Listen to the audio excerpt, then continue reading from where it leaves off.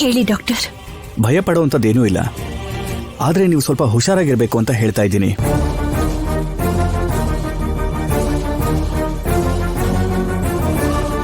ಯಾವ್ದ್ರ ಬಗ್ಗೆ ಡಾಕ್ಟರ್? ರಾಜಾರಾಮ್ ಅವ್ರ ಹೊಟ್ಟೆಗೆ ಚಾಕು ಆಳವಾಗಿ ಇಳಿದಿರೋದ್ರಿಂದ ಪರಿಸ್ಥಿತಿ ತುಂಬಾ ವಿಕೋಪಕ್ಕೆ ಹೋಗಿತ್ತು. ಆಲ್ಮೋಸ್ಟ್ ಅವರ ಜೀವಕ್ಕೆ ಅಪಾಯ ಬಂದಿತ್ತು. ನಿಮ್ಮ ಅದೃಷ್ಟ ಚೆನ್ನಾಗಿದ್ದು ಅವರು ಬದುಕೊಂಡ್ರು. ಆದರೆ ಪೇಷಂಟ್ ಮೆಂಟಲ್ ಕಂಡೀಷನ್ ತುಂಬಾನೇ ಡೆಲಿಕೇಟ್ ಆಗಿದೆ.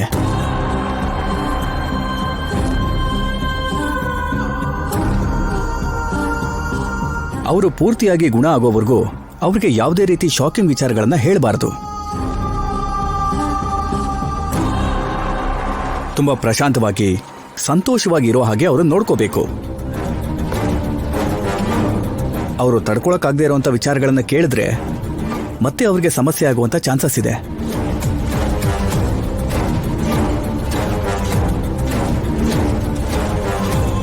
ತುಂಬಾ ಹುಷಾರಾಗಿ ನೋಡ್ಕೊಳ್ಳಿ. ಹಾಗೆ ಆಗ್ಲಿ ಡಾಕ್ಟರ್.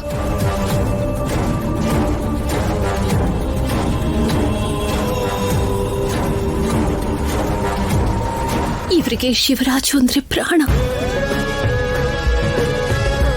ಈಗ ಅವನ ಮನೇಲಿಲ್ಲ ಅಂತ ಅವ್ರಿಗೆ ಗೊತ್ತಾಗ್ಬಿಟ್ರೆ ಇವ್ರದನ್ನ ಸಹಿಸ್ಕೊಳ್ಳಲ್ಲ. ಏನ್ ಮಾಡೋದೀಗ?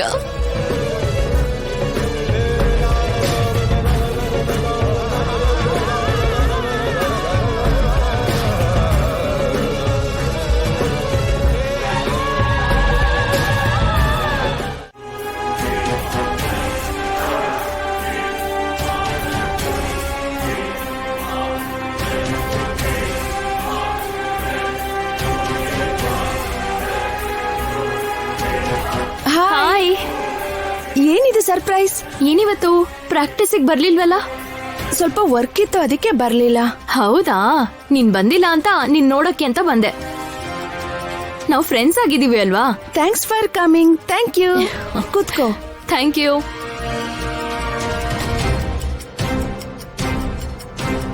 ಮ್ಯಾಚ್ಗಿನ್ನು ಸ್ವಲ್ಪ ದಿನ ಇದೆ ಅಷ್ಟೇ ಅಲ್ವಾ? ಹೌದು, ತುಂಬಾ ಎಕ್ಸೈಟ್ ಆಗಿದ್ದೀನಿ. ನಿಂಗ್ ಗೊತ್ತಾ, ನಿಮ್ ಟೀಮಲ್ಲಿರೋ ರಾಜಲಕ್ಷ್ಮಿ ಕೂಡ ತುಂಬಾ ಚೆನ್ನಾಗಿ ಆಡ್ತಾಳೆ. ಯಾಕೆ ನಗ್ತಾ ಇದ್ದೀರಾ? ಟ್ಯಾಲೆಂಟ್ ಇದ್ ಮಾತ್ರಕ್ಕೆ ಟೀಮಲ್ಲಿ ಇರಕ್ಕಾಗುತ್ತಾ ಏನು? ಅಂದ್ರೆ ಅವಳ ಟೀಮಲ್ಲಿ ಇಲ್ವಾ? ಅಷ್ಟೇ ಈಸಿಯಾಗಿ ಅವಳಿಗೆ ಅವಕಾಶ ಇಲ್ಲ. ನನಗೆ ಟ್ಯಾಲೆಂಟ್ ಜೊತೆಗೆ ದುಡ್ಡು ಇದೆ, ಸಪೋರ್ಟು ಇದೆ, ಮತ್ತೆ ಇನ್ಫ್ಲೂಯೆನ್ಸ್ ಕೂಡ ಇದೆ. ಅಂದ್ರೆ ಕರೆಕ್ಟ್ ಆಗಿ ಏನಾಯ್ತು? ಏನಂದ್ರೆ ನಾನು ಬೇಬಿ. Hi dad. ಯಾರಮ್ಮ? ನಿನ್ ಫ್ರೆಂಡಾ? Yes dad. Hi. Hi uncle. ಇವಳು ಕೂಡ ಹಾಕಿ ಪ್ಲೇಯರೇ, ಆದ್ರೆ ಈಗ pregnant. So few months game ಇಂದ ದೂರ ಇದ್ದಾಳೆ. ಅಖಿಲ, ಒಂದ್ ನಿಮಿಷ ಬಾ ಅಮ್ಮ. Asmita, just minute. ಏನ್ ಡ್ಯಾಡ್? ಏನ್ ಮಾತಾಡ್ತಿದ್ದೆ ಅವಳ ಹತ್ರ? ರಾಜಲಕ್ಷ್ಮಿ ಬಗ್ಗೆ ಮಾತಾಡ್ತಿದ್ದೆ ಡ್ಯಾಡ್. ವೆಲ್ವಿಷರ್ ಅಂತೆ. ರಾಜಲಕ್ಷ್ಮಿನ ಚೇಂಜ್ ಮಾಡಿರೋ ವಿಷಯನ ಹೇಳ್ತಾ ಇದ್ದೆ. No way. ಯಾವುದೇ ಪರಿಸ್ಥಿತಿಲೂ ನೀನ್ ಆ ವಿಷಯನ ಯಾರಿಗೂ ಹೇಳ್ಬಾರ್ದು.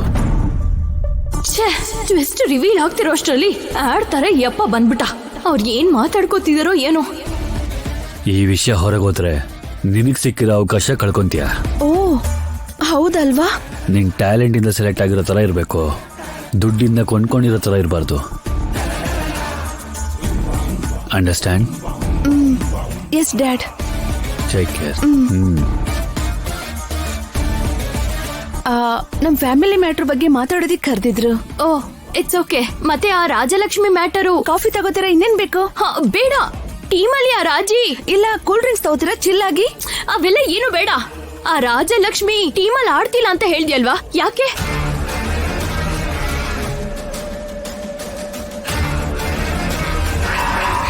ನೀನ್ ಹೇಳಲ್ಲ ಅಂತ ನನಗೆ ಅರ್ಥ ಆಯ್ತು. ಓಕೆ, ನಾನು ಹೊರಡ್ತೀನಿ. ಕನಿಷ್ಠ ಸ್ನಾಕ್ಸ್ ತಾರು ತಗೋಬಹುದಲ್ವಾ? ನಾನ್ ಕೇಳ್ಬೇಕು ಅನ್ಕೊಂಡಿದ್ನ ಕೇಳಲಿಲ್ಲ ಅಲ್ವಾ? ಇನ್ನೇನ್ ತಿನ್ನೋದು? ಆ ಸೀಕ್ರೆಟ್ ಏನೋ ತಿಳ್ಕೊಳ್ಳೋವರೆಗೂ ನನಗೆ ಹಸುವು ನಿದ್ರೆ ಎರಡೂ ಇರಲ್ಲ. ಮಾಡಮ್ಮ. ಮಾಡ್ತಿದ್ದೀನಿ ದೊಡ್ಡಪ್ಪ. ಮಾಡು.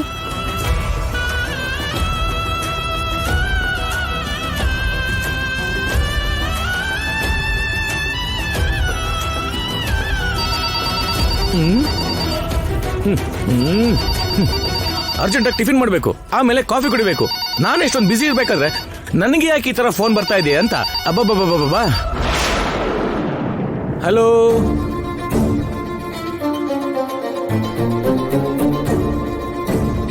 ಹಲೋ, ಆ ಕಡೆ ಯಾರು ಸ್ಪೀಕಿಂಗು? ಈ ಕಡೆ ವೆಂಕಟರಾವ್ ಸ್ಪೀಕ್ ಮಾಡ್ತಿದ್ದಾನೆ. ಅದು ರಿಂಗ್ ಆಗ್ತಿದೆ, ಆದ್ರೆ ಯಾರು ತೆಗಿತಾನೆ ಇಲ್ಲ ದೊಡ್ಡಪ್ಪ. ನಾನ್ ತೆಗ್ನಲ್ಲಮ್ಮ.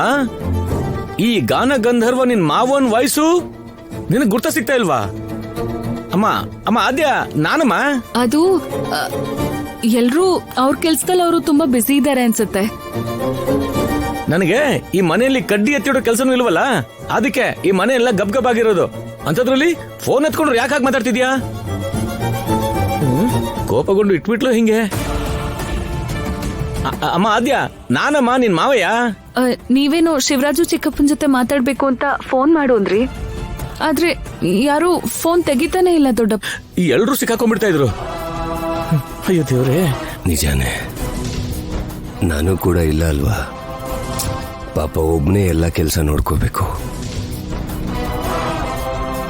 ಸಂಬಂಧಕ್ಕೆ ಜವಾಬ್ದಾರಿಗೆ ಅಷ್ಟು ಮೌಲ್ಯ ಕೊಡ್ತಾನವನು.